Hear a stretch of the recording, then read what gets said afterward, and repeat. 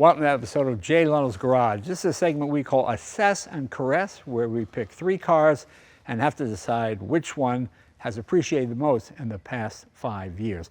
Now, the automobiles today come to us from the Audrain Auto Museum in Newport, Rhode Island, and they're brought to us thanks to Reliable Carriers, Inc. They're probably one of the most famous transporters. They do all the Pebble Beach cars and whatnot. And of course, we have Donald Osborne here, our noted appraiser, and Mr. Fancy Pants as well, who has chosen these cars. Tell us what we have. Well, Jay, we've got a 1970 Datsun 240Z, a 1989 Nissan Skyline R32 GT-R, and a 1993 Mazda RX-7. Where do you want to start? Let's start with the Datsun. Okay. This is a car I know that's a favorite of yours. It's a favorite of mine as well. Well, you know, it's interesting. I think this car has suffered from overexposure. They built an awful lot of them.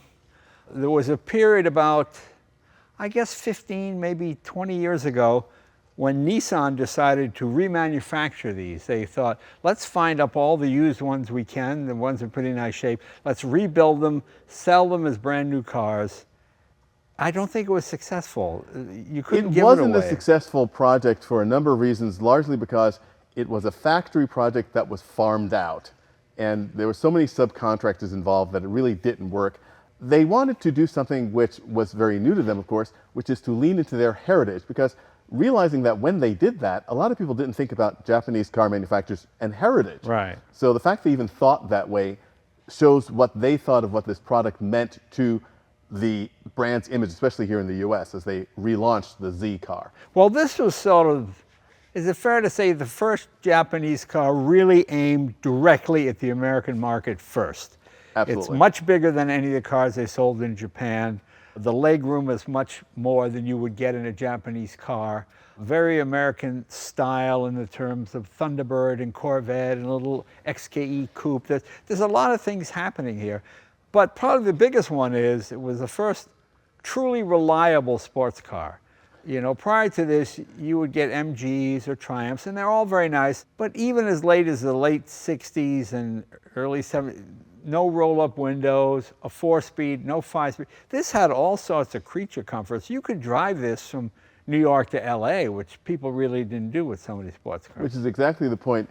You said that it was unfortunate that these were overexposed. They sold so many of them.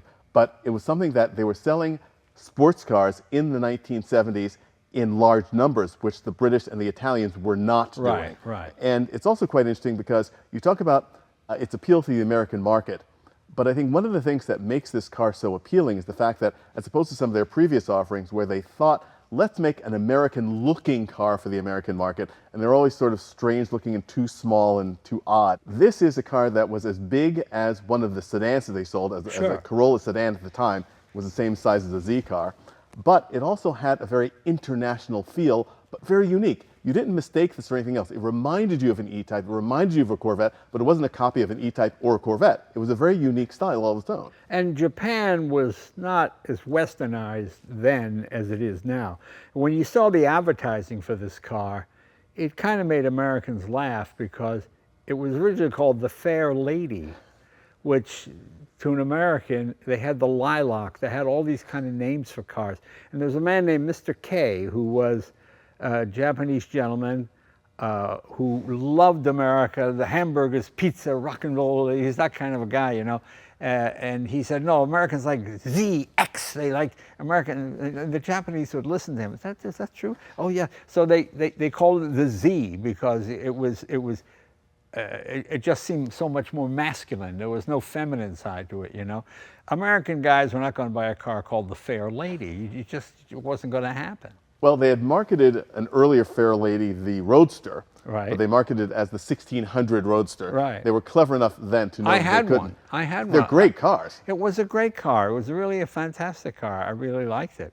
And quite successful in SCCA racing as well, which a lot of people don't remember. And these cars came, as you said, fully ready for the American market. Something that was comfortable, something that was reliable, fast enough. They weren't the fastest cars on the road. Well, actually, you know, it really was. It wasn't as fast as a Corvette, but it was certainly faster and more powerful than an MG or a Triumph or a Spitfire or even Alfa Romeo. It was 150 horsepower, which doesn't seem like anything now, but 2,200 pounds. You know, that was pretty good for the 70s. I mean, anything over 200 horsepower. You know, the Ford Mustang, the hypo, was 271. So I think it held its own in that regard pretty well. It also proved that you could have something which is entertaining and original and Japanese, words that you never put together before. Right, right. And these cars, as you have experienced, as I have experienced, they're great fun to drive. They are fun. And you forget how long ago 1970 was. It's really just 25 years after World War II. So there was still a lot of Japanese, I don't know, you know, there's something suspicious about it. You know, my dad would call these, that's one of those foreign jobs. You can't get parts for those foreign jobs, you know. So it just seems so out there, you know. You know, they produced a car called the Cosmo, which was a fabulous car, but it had a rotary engine, which nobody had ever heard of. It looked half Thunderbird, half Alfa Romeo. It was too tiny. You know, it was a great car, but it was the same price as a Corvette. So they didn't even try to sell them here. Well, we're going to talk about that in a minute when we go to our next car. But one of the other things that you mentioned about the popularity of the Z car is the fact that, as opposed to the British and the French and the Italians, Datsun, Nissan, of course, the corporate name, really did it right in the U.S. because by the time they introduced this car, they had an established dealer network. They knew how to service the cars. Right. So they knew how to keep them on the road, which is the key to the American market that a lot of their foreign competition did not think about. In fact, this was originally supposed to be called a Nissan. They had an experience sending 600cc cars to America that would just literally rattle themselves to death on our 70, 80 mile an hour freeways, you know. So they called them Datsuns just to save the corp. In case Nissan failed in America, they didn't want to be a worldwide failure, so they called it a Datsun. And then once it got established, oh, people like it, then they went back to the Nissan name. And it's very interesting, too, that we've got here today both a Datsun and a Nissan. Right. The Datsun nameplate is the nameplate they'd used for years and years since the late 1930s. And they thought, you know, for an export line, it also, to your point, it sort of protects the corporate image. If this works, it's great. If it doesn't, we've got a backup plan. Yeah, it's like Disney and Touchstone. It's the same thing. So Touchstone was the racier movies in case the Disney people, you know. Let's open the hood and show people what the engine is on this. Absolutely. This was a big deal too. A 6-cylinder, just like a Jaguar XKE. That was a 6-cylinder. What is the size? Is this a 3-liter? It's a 2.4 liter. 2.4, that's right, yeah, 2.4 liter. As you can see, it's a pretty beefy looking engine. I mean, it's not some lightweight, you know. No, it's not. Overhead cam engine, Right. twin SU carburetors. Plus, it's a 6-cylinder engine. Don't forget, most of the competition, MG, Triumph, Alpine, Sunbeam, those are all 4-cylinders. So you got 2 extra cylinders, you got dual carburetors. To the uninitiated, oh, it looks like an XKE engine to someone who doesn't know, you know. You got a lot of value for your money for this thing. And amazing that it's also full of wonderful details. The work light that comes under the hood. Right here, yeah. It's an absolutely neat feature. I wouldn't want to shave by it, but hey. As you can see, also, the finishes are really good. The hose clips they use, I mean, all the details. This is a car that's manufactured by somebody that really knows what they're doing. They want the car to be a really reliable, practical product. It's a good-looking car. I think they just got, as I said, overexposed. It just didn't seem like that big a deal as history moved on. See, to me, this is the best year for this car. To me, they went sort of disco crazy. They had T-tops and, you know, different two-tone paints, and it got fatter and wider in that American tradition, you know. Well, you know, we talked about this being the car for the American market. What does the American market typically do? Things get longer, lower, wider, heavier, Right, bigger exactly. as they go along. Yeah. And it's become a global phenomenon. I mean, today you look at a Honda Civic and it's twice the size of the original Accord, Right. which was the big Honda. Well, your average American is twice the size as well. You grow with them, so it's true. But this is the purest version of it. The 240 is my favorite. 260 is okay. Mm-hmm. Then you get into the 280, ZX. 2 plus 2. Yeah, and, 2 plus 2. Then if you're gonna have one, this is the one to have, because this. And this particular one, a 1970, is they started manufacturing these in 1969. 1969s are extremely rare. Right. 1970s are the next rarest. They have slight differences in the trim, rear vents on the hatch, non-reclining seats.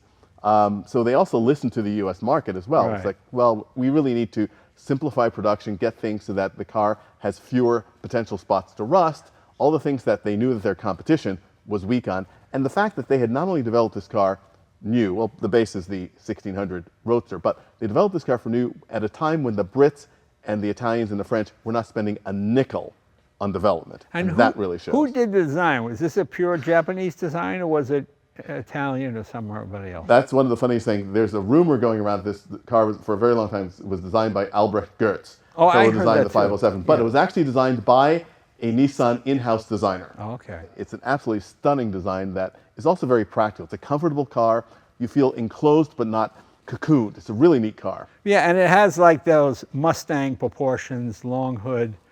Yeah, and like the Mustang, the first generation is correct. You know, they got it right the very first time. I always find that sometimes when cars come out, the designer's first impulse is the best looking one. Then they start adding fins and things. And the marketing people get involved. Yeah, get involved. And one of the other things about this particular car is the fact that when you look at these cars as collector cars, these cars are incredibly tunable. So what collectors look for are cars that are as stock as possible. And this, again, is a great example of a car that is in totally stock condition. Something I remember back in the period was the Datsun Scarab. Do you remember that? Mm-hmm. They would take out the six-cylinder and put in a Chevy 283 or 327 to make sort of a, well, almost like a Corvette, a Japanese car. And they were pretty fast. And they a little nose heavy, but it fit in there. There's all kinds of room in here. So a great tribute to the capability of this chassis as well. Exactly. What's next? Next, we'll go to our other red car, the Mazda RX-7. All right. Jay, this is the third generation of the RX-7. The idea that Mazda, among all manufacturers, really stuck with the Wankel engine and actually made it work, I think is such a tribute and such a shame that other manufacturers didn't. Well, everybody went Wankel crazy back in the 60s. GM had one, Mercedes-Benz had one. It's the only new engine of the 20th century. Every other form of propulsion, including jets and everything else, was developed in the 1800s. Right. This is the only new one. And the problem with them was gas mileage was worse than gasoline by 2 or 3 miles, and they tended to use oil. You know, when you bought one of these in America, it said in the handbook, just check the oil every second gas fill up. Just check it. And people, oh, I'm not doing it. People just, I'm not doing that. Oh, it's crazy. What next? I have to check the air in my tires? That's what I mean. As an enthusiast vehicle, we didn't mind. But when you tried to sell these to the general public, you got to, I got to check the, you know, there's always some reason why you wouldn't do it. And it was a shame, too, because it was a fascinating car. Just one of the most fun engines, just incredibly smooth. They rev forever. That you really need to look at the tach because, oh my God, you're at $8 grand, $9 grand, and you don't even notice it. You know, it's not like it begins to vibrate or shake. They're really terrific. What happened at Mazda was you have that, it's not a piston, what do you call the rotor. The rotor goes around, and it's got a seal up here. And those would wear out, especially at higher RPM, pretty quickly. And then, as the rumor goes, a Japanese designer noticed the lead on his pencil was soft, and hey, maybe we can make these out of lead. And that seemed to work, and that seemed to solve the problem because nobody else could do it. They could make. NSU didn't. And, no. So yeah, it's really a wonderful car. Light, not a lot of torque. You really have to get that thing spinning to go, but that's the fun part. It just works. And when you think about the fact that when the RX-7 was first introduced, Mazda had an entire range of rotary engine cars, from little economy coupes to sedans through the sports car. You mentioned when we were talking about the 240Z that the first iteration of a designer's idea is generally the best. I personally think that Mazda, through 3 generations of the RX-7, actually got it right for each of the generations. Each one has their own appeal, visually and dynamic. You know, it's interesting because when these came out in the 70s with the rotary, you had 2-strokes still around, you had Saabs, you had diesels, so the idea of a new type of engine, people are really more open to it. Now they're not so much. Now people are fighting electric versus internal combustion, you know. But back then, and what type of hybrid? A plug-in hybrid, mild hybrid? Yeah. So it wasn't that unusual. But this, well, I'm going to give my choice, but these two are pretty close in terms of desirability. The Nissan over there is like forbidden fruit. It's something you couldn't get in America. And then with the 25-year rule, now you can bring them in, so everybody wants one. But this one has been here for a long time, and it's really earned its milk. Can we open the hood? Let's show people just how small and light this engine is. This is what you call a dual rotor. Some people have made 3 and even 4 rotor engines, which are just crazy powerful. But they have a unique sound. It's really fun to drive. This is the best application. It wasn't such a good idea for passenger cars carrying weight or light trucks, but for a sports car, oh, it was great. It was lightweight, it revved, it was a lot of fun to drive, yeah. And Mazda did use it in, your Cosmo was sort of a personal luxury car. You compared to a Thunderbird, and I think it's very much sort of the Japanese Thunderbird. It wasn't meant to be an out-and-out racing car. It was meant to be a fast, comfortable car. And Mazda also used the rotary engine as well in sort of personal luxury coupes as well, I think, for which it was very, very well suited.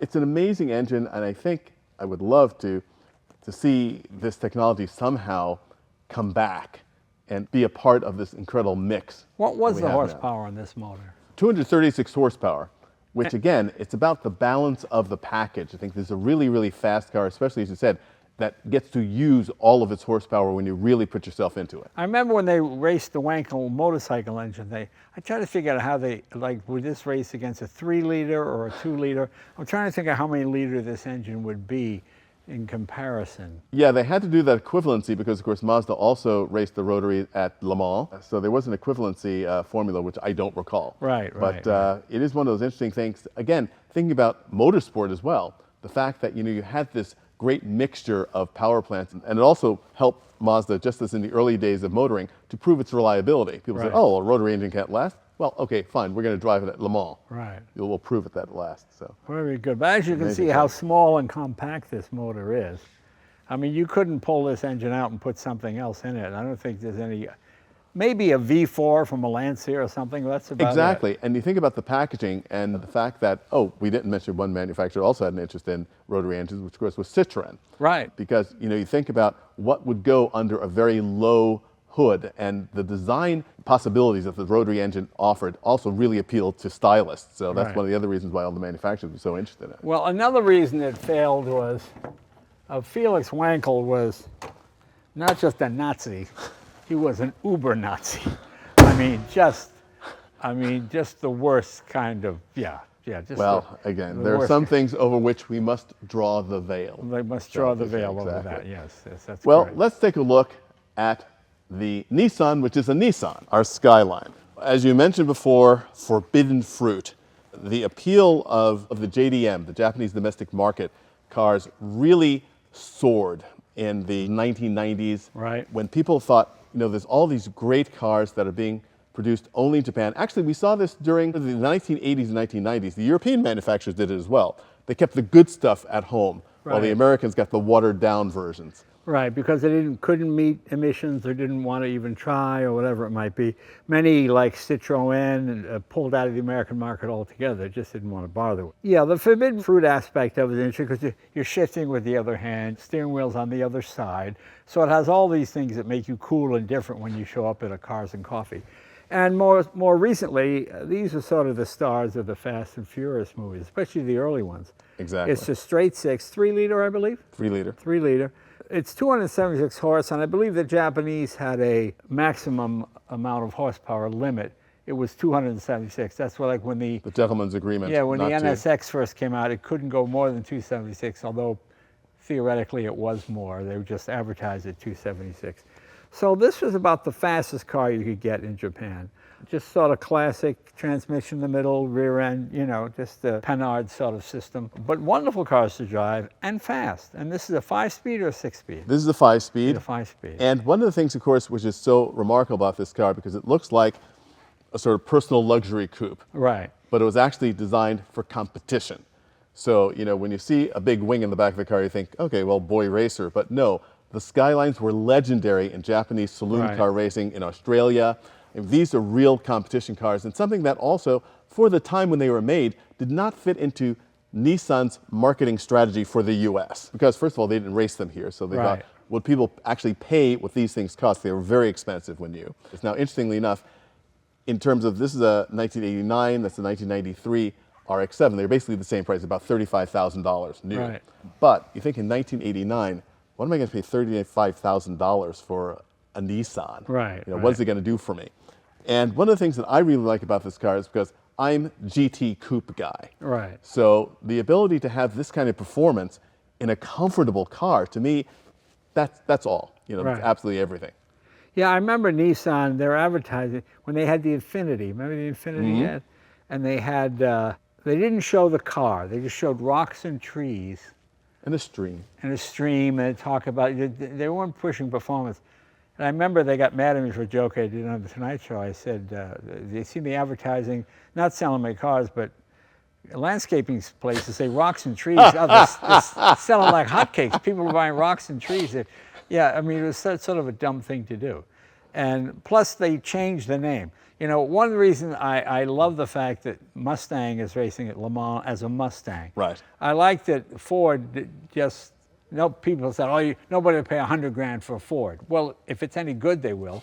And now they pay $500,000 for one. So to me, I always hate when corporations change the name of a product because they think the demographic is wrong or something. It is, and we won't even go as far as Renault and bring up the Alpine name for performance. But it's also interesting that at this point, Nissan was branding their cars as Nissan around the world. Right. Now. And that this car also represented something that we did not see from Nissan before, which is a commitment to performance across the entire line. Yeah. And that's something that, again, in the US, they don't think about Nissan as a performance manufacturer, but at this point, they were also doing endurance racing and all those other things. I think this would be the equivalent to the 1964 GTO in America, because it was a huge engine by Japanese standards. Don't forget, they have 600cc cars over there. So 3 liters, that's like a big block, Yeah. When you go to England, the 289 is the big block. They didn't even think of the 427 or whatever it might be. So that's what this was. This is a real high-performance car, but for some reason, they just chose not to sell it in America, which is too bad. I think they really missed out on the market that BMW captured with the coupe 4-seater manual transmission, high performance. That's an excellent comparison between this and a BMW, an M-Series BMW. Absolutely. Let's take a look at the engine in this one. All right. Let me open the hood. Yeah, you've got the control this time, so the steering wheel's on the wrong side.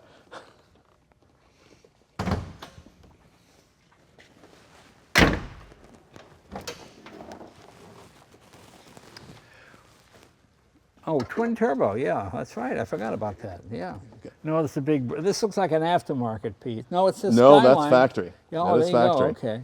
And again, think about the fact that this body style was made for a personal luxury coupe, but they put all of this power in it. They wanted to make sure that it performed. Again, it was a performance car. It's designed to be raced, obviously in higher tune than it is here for the street.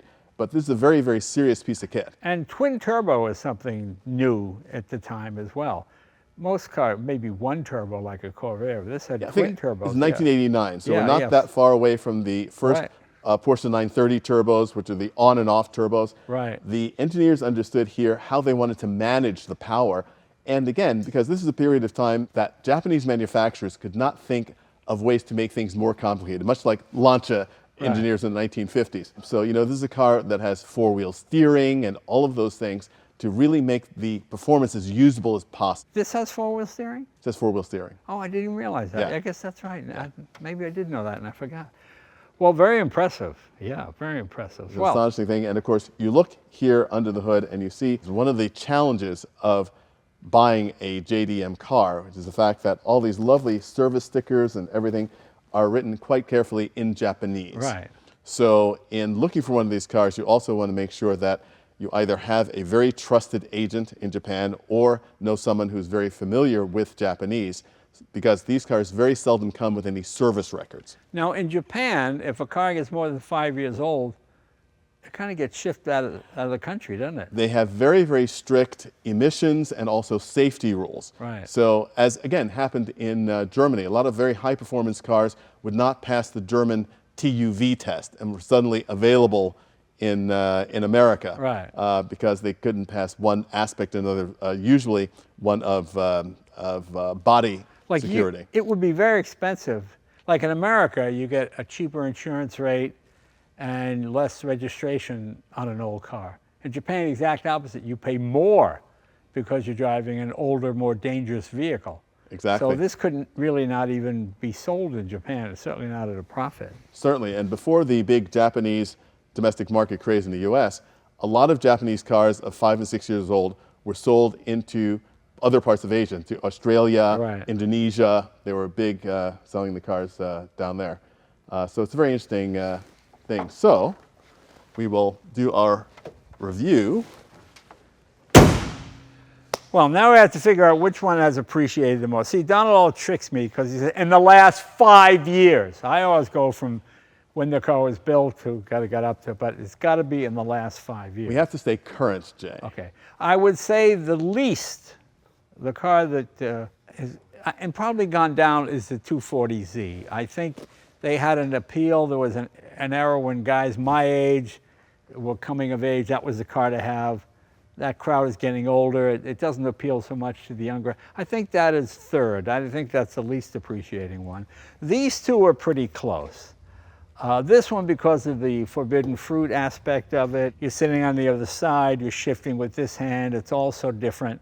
That makes it desirable to the enthusiast. When you pull in the Cars and Coffee, it's on the other side. Hey, is that legal here? Oh, I brought it in from Japan. Oh, it's very exotic, you know. But this one is an experience that you really can't duplicate. It's a totally different type of vehicle. Once again, the first new power plant of the 20th century. The rotary has sort of fallen out of favor. People are going back and rediscovering these. I think they're really starting to go up. So it's probably this, but I'm going to say this, because I would probably buy this one before I buy that one. I'm going to go with the Mazda, Nissan, and then Datsun. Okay, very, very interesting. You're going red, gray, red. Right.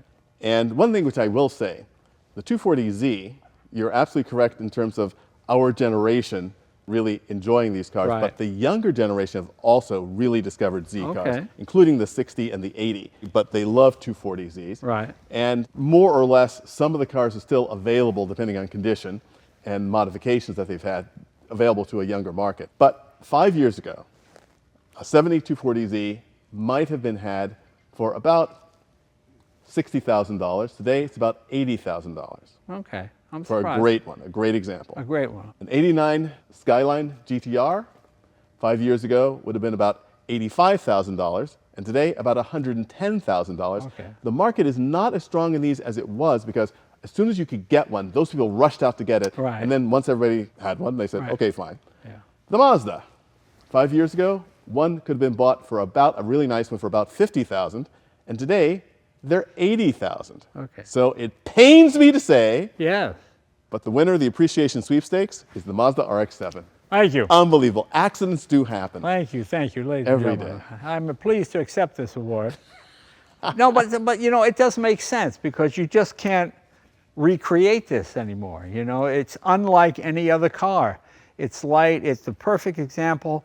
It's got a new power plant, it's got enough horsepower to really get it out of its own way. It's quite fast, it's got the sunroof, and it's a good looking car. I think you could still make this car today. These cars appear dated. This looks modern, it looks aerodynamic. It was tricky between these two, but as an enthusiast, I gotta go with this one. Or as Donald would say, I was right.